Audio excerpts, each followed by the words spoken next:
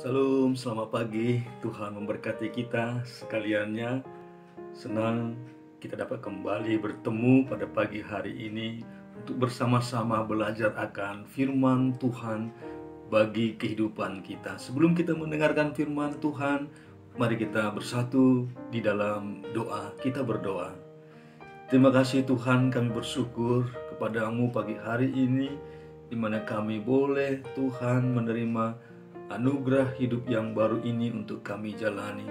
Sebelum kami melakukan segala aktivitas pekerjaan, kegiatan kehidupan kami sepanjang hari ini, Tuhan, kami mau belajar akan firman-Mu. Terangi hati dan pikiran kami dalam kuasa Roh Kudus-Mu ya Tuhan, dan firman-Mu boleh kami mengerti serta kami lakukan dalam hidup dan kehidupan kami sepanjang hari ini dan hari-hari yang akan datang. Terpuji termulialah Engkau Bapa, dalam Yesus Kristus Tuhan kami berdoa kepadamu. Amin. Saudara yang dikasihi oleh Yesus Kristus Tuhan, pada pagi hari ini kebenaran firman Tuhan terambil dari surat Yakobus pasal yang pertama, ayatnya yang kedua sampai dengan ayatnya yang keempat. Yakobus pasal pertama ayat kedua sampai dengan ayat keempat, iman dan hikmat. Saudara-saudaraku, anggaplah sebagai suatu kebahagiaan apabila kamu jatuh ke dalam berbagai-bagai pencobaan, sebab kamu tahu bahwa ujian terhadap imanmu itu menghasilkan ketekunan, dan biarkanlah ketekunan itu memperoleh buah yang matang, supaya kamu menjadi sempurna dan utuh dan tak kekurangan suatu apapun.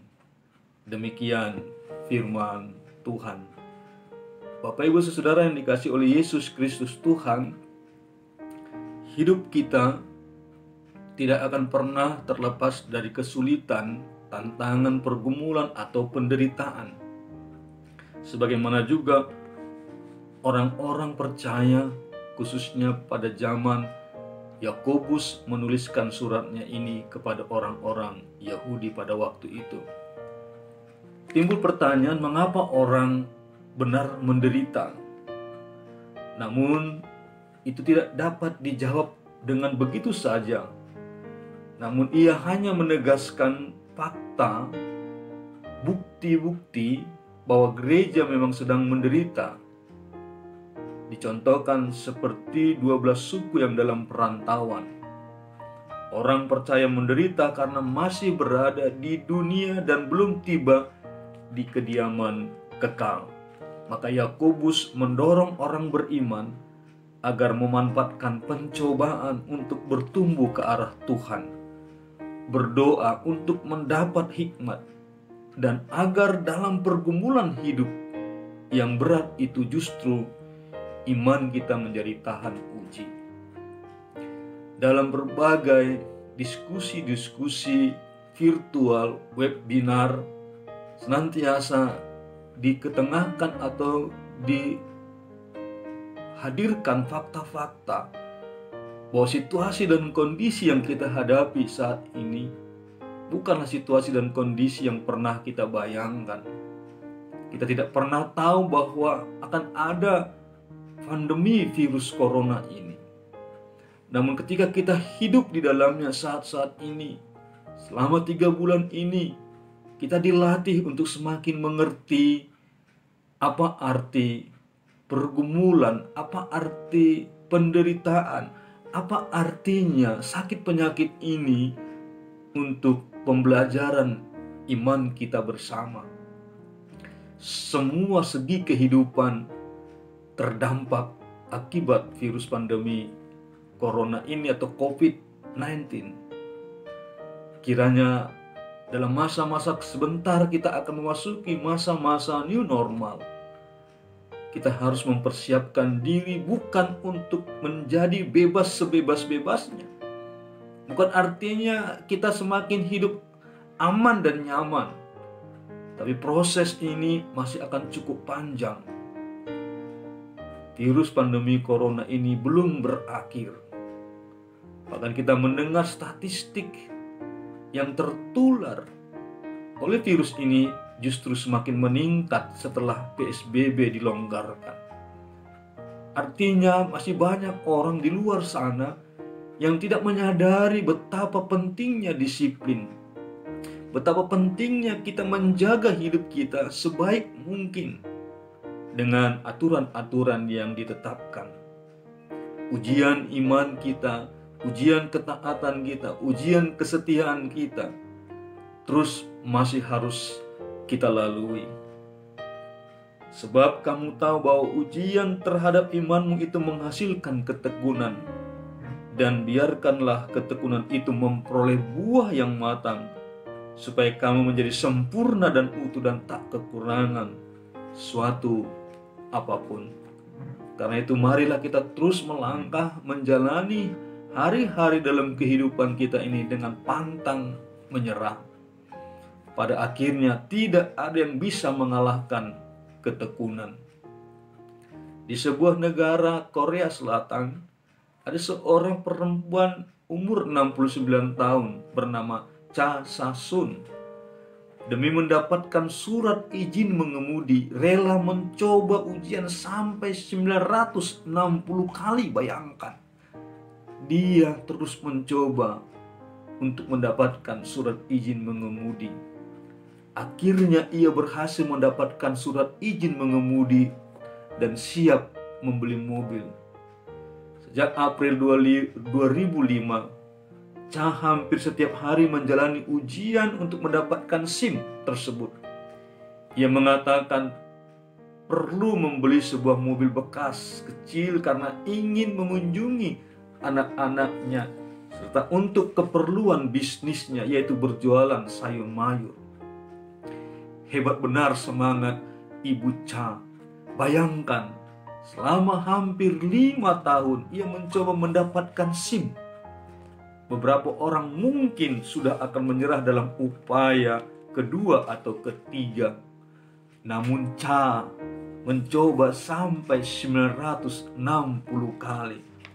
Selain pantang menyerah, Cha juga tidak mengambil jalan pintas. Kalau di Indonesia, Cha mungkin akan tergoda menggunakan jasa calo yang punya koneksi dengan orang dalam. Mungkin di Korea Selatan memang tidak ada calo SIM.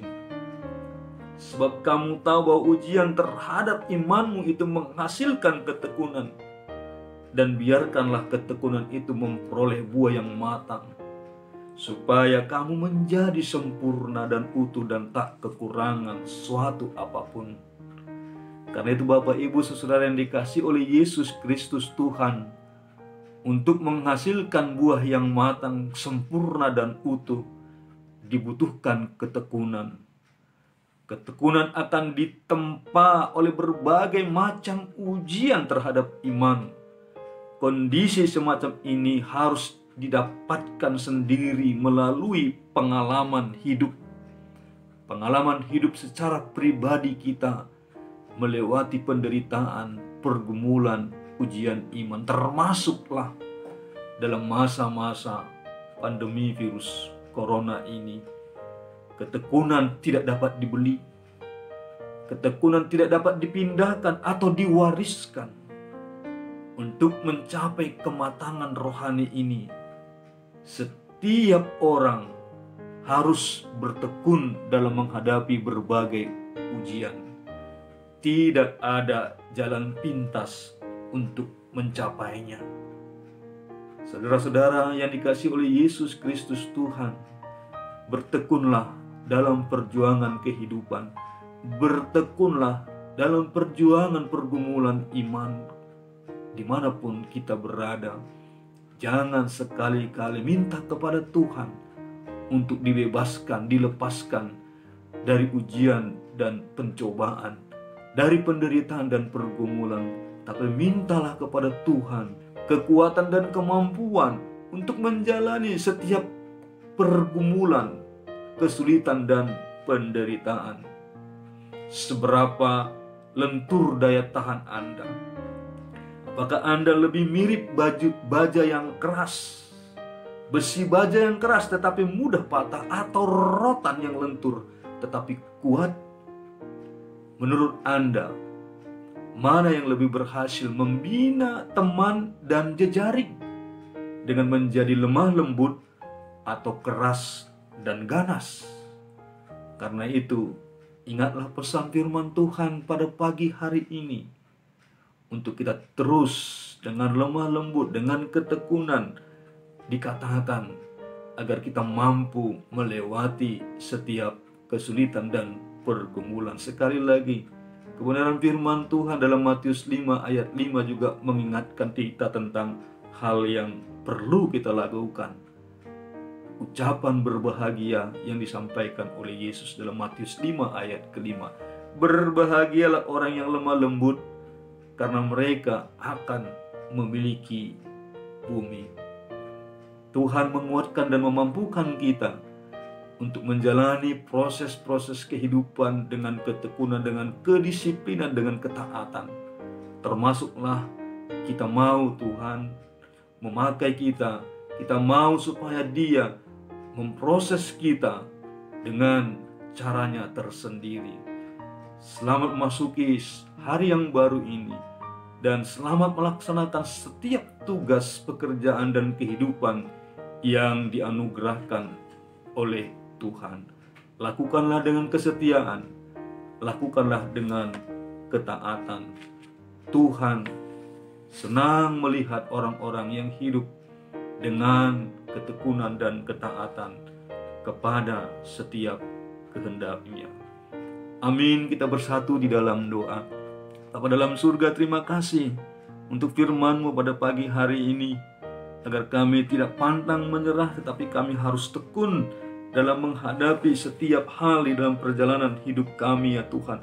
Walaupun mungkin sangat sulit, sangat berat, kami butuh pertolongan Tuhan, kami butuh bimbingan Tuhan, kami butuh Tuhan berkat-Mu mengalir dalam hidup dan kehidupan kami, sehingga kami boleh Tuhan melalui setiap pergumulan-pergumulan yang kami jalani dengan kekuatan dan pertolongan yang daripada-Mu.